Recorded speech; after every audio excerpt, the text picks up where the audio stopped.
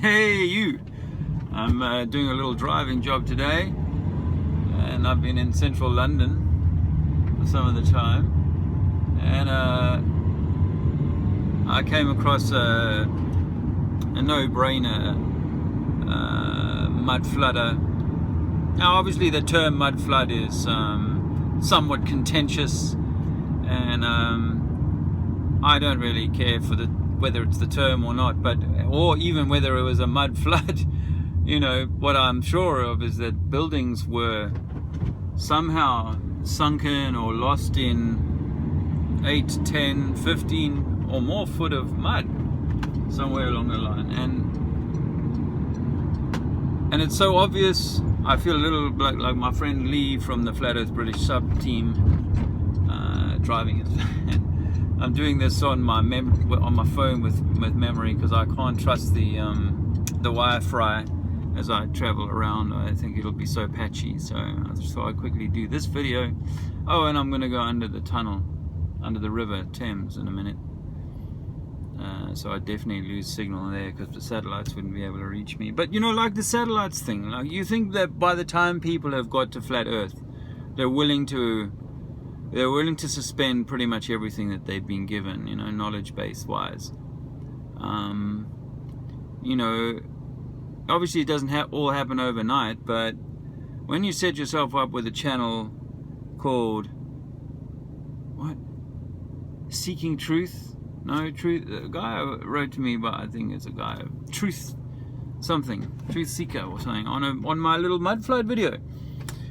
I'm like, oh my lord, I can't believe he's going, oh, this is just standard building practice across the, I'm like, no, kind of, oh, research truth. Research truth.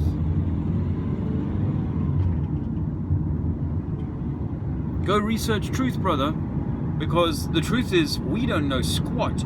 And when you show me buildings that are 10 foot, 15 foot underground, and maybe more, and then today I was in a shop where I went downstairs to the restaurant and then further down to a kitchen and some storeroom areas. It's like, you would not have dug these deep holes into the ground, into this clay by hand, without you know, some sort of you know, non-porous material like a plastic or whatever. You know, that stuff wasn't even invented until 60, 70 years ago, I'm sure. So the idea that these old buildings, they took all of that effort to kind of build 20, 30 foot into the ground, dig into the ground. They had to do that across the large swathes of the entire city. Why not just build everything at ground level and have it at 4 stories rather than sinking it a whole story or 2 stories into the ground, as I was in today? 2 stories. This is no story. And I can take you to houses that are small, simple houses where you would not take all of that trouble in a quiet, small village to dig yourself deep into the ground. It makes absolutely no sense. You can convince yourself all you want. In fact, as a piece of research, I did a little look. I remember now that I looked at Downton Abbey. There was a TV show called Downton Abbey, and the house that is used for the show Downton Abbey, if you go and look at the floor plan of that house, you will discover that in the basement area there are more impressive rooms than on the current ground floor. And we're meant to believe that they put in all these beautiful cornices and all this stunning kind of whatever architecture for the servants.